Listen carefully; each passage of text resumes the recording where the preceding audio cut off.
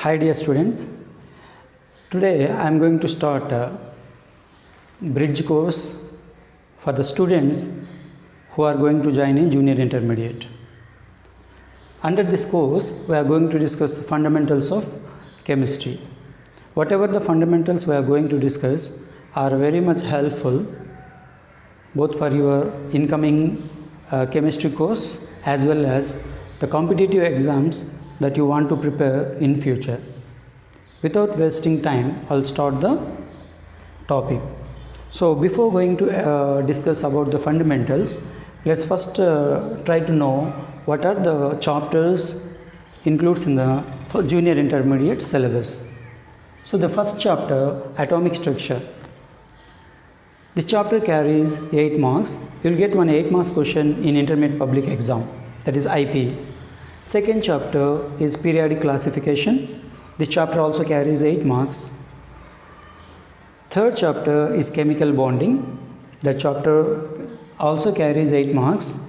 Sometimes we may get one 8 marks question directly from this chapter, or sometimes 2 4 marks questions. Next, fourth one is states of matter. This chapter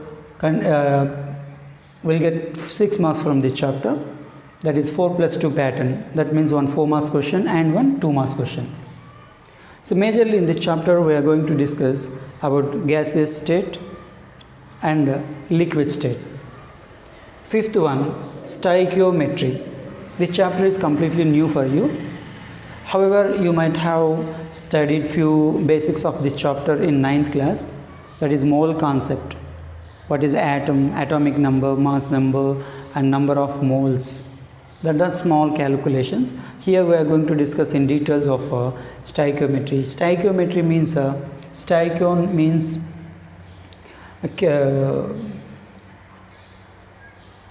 this chapter carries 6 marks, that is 4 plus 2 pattern. Next, 6th chapter, thermodynamics. This chapter will get 4 marks from this chapter. One 4 marks question. 7th one is chemical equilibrium.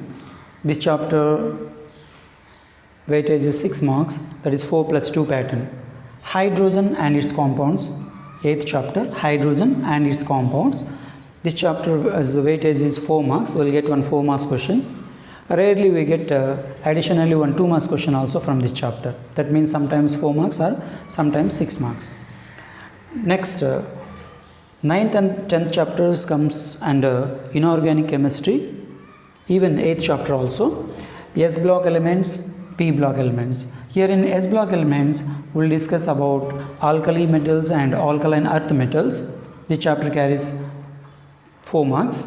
In P block elements we will discuss about 13th group and 14th group elements. This chapter carries 4 or 6 marks. These two chapters, S block and P blocks, all together carries 8 to 10 marks. 11th chapter is environmental chemistry. Its weightage is 4 marks. I forget to write.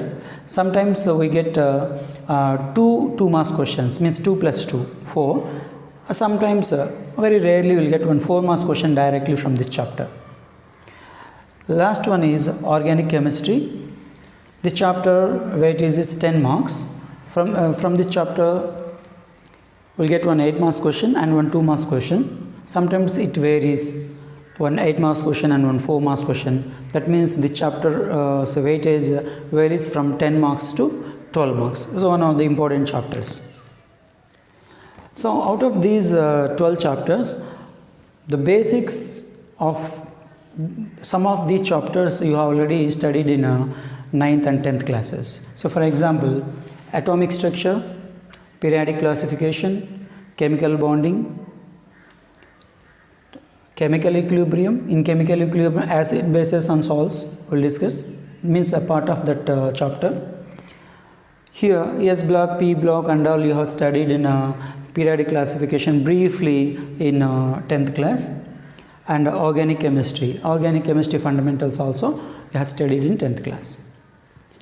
Here, but there is a gap between the 10th class syllabus and intermediate syllabus. We will try to complete that gap, means we will try to form a bridge to that gap. Okay, in coming topics we'll discuss very useful and helpful fundamentals.